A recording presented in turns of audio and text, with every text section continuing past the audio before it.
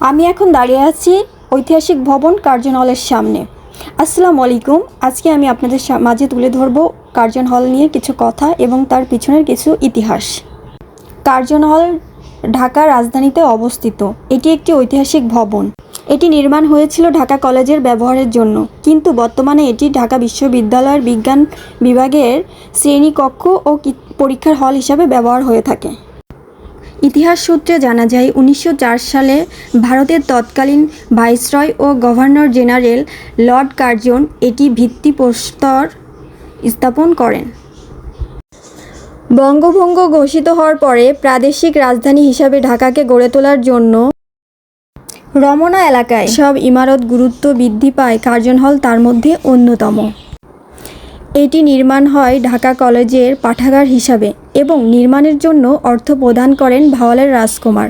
1904 সালে ঢাকা প্রকাশে লিখেছিলেন, ঢাকা কলেজের নিমতলিতে স্থানান্তর হইবে। এই কলেজের সংস্রবে একটি পাঠাগার নির্মাণের জন্য সুযোগ্য প্রিন্সিপাল ডাক্তার রায় মহাশয় যত্নবান ছিলেন। বড় লর্ড বাহাদুর আগমনের উপলক্ষে ভাওয়ালার রাজকুমার এই অঞ্চলের লর্ড কার্জন বাহাদুরের নাম চিরস্মরণীয় করিবার নিমিত্তে কার্জন হল নামে একটি সাধারণ পাঠাগার নির্মাণের জন্য 1.5 লক্ষ টাকা দান করিয়াছেন। 1911 সালে বঙ্গভঙ্গ রদ হলে ঢাকা কলেজের ক্লাস নেওয়া হতে থাকে কার্জন হলে। পরবর্তী সময়ে 1921 সালে ঢাকা বিশ্ববিদ্যালয়ে স্থাপিত হলে কার্জন হল অন্তর্ভুক্ত হয় ঢাকা বিশ্ববিদ্যালয়ের বিজ্ঞান বিভাগে,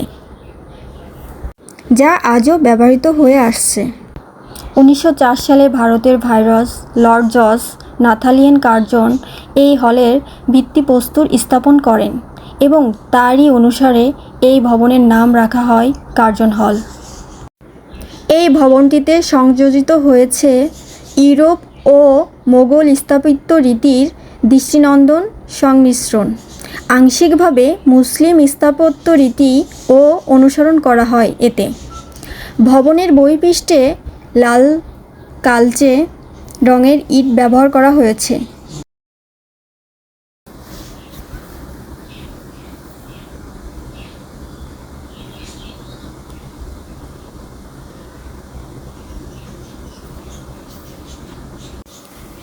আধুনিক স্থাপত্যবিদ্যা এবং মোগল কাঠামোর সমন্বয়ে তৈরি করা হয়েছে এর খিলান ও গম্বুজগুলো। ভাষা আন্দোলনের ইতিহাসের সাথে কার্জন হল জড়িত আছে। যেমনটা 1948 সালে এখানেই ঢাকা বিশ্ববিদ্যালয়ের ছাত্ররা তদানীন্তন পাকিস্তানের রাষ্ট্রভাষা উর্দু হবে বলে সংক্রান্ত জিন্নাহ ঘোষণার প্রতি প্রথম প্রতিবাদ জানিয়েছিলেন।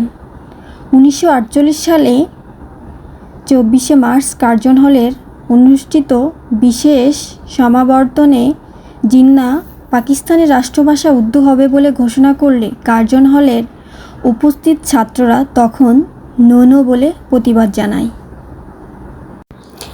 তারপর ইতিহাসের সাথে এই কার্জন হল অনেক স্মৃতি জড়িয়ে আছে।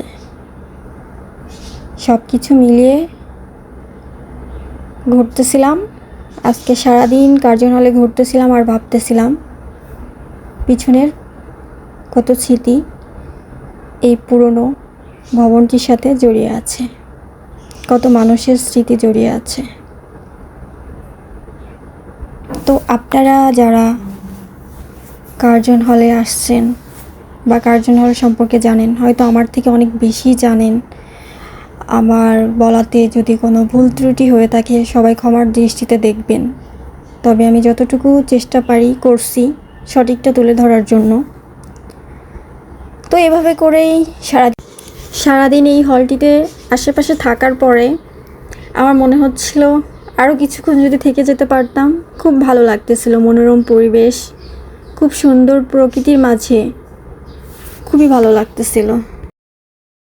এই জায়গাটা এত সুন্দর, চারপাশটা মানে বিল্ডিংয়ের সাথে সাথে গাছ লাগানো, ভবনটির সাথে সাথে গাছ, চারপাশে ফুলের গাছ, এত ভালো লাগতেছিল। মৃদু বাতাস, নিস্তব্ধ, কোনো কোলাহল নেই।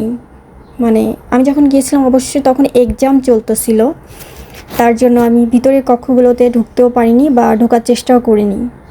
জাস্ট একটু বারান্দা পর্যন্ত যেয়ে একটু ঘুরে আমি চলে আসছি।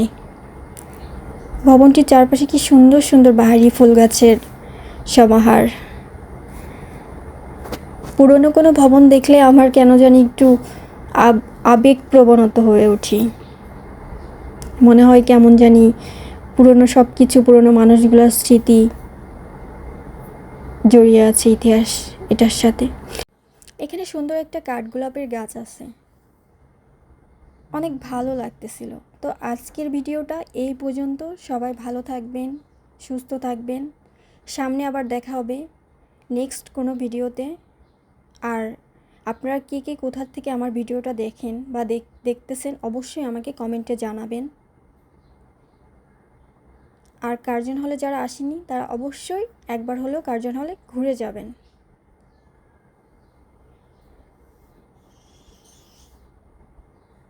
ও আর একটা কথা, সেটা হচ্ছে আপনারা নেক্সট কি দেখতে চান বা কোন জায়গাটা আমি যাই, কোন নিদর্শন তুলে ধরতে চাই, সেটা আমাকে অবশ্যই কমেন্টে জানাবেন। আমি চেষ্টা করব সেটা নিয়ে একটা ভিডিও মেকিং করার জন্য। তো ভালো থাকেন, ধন্যবাদ।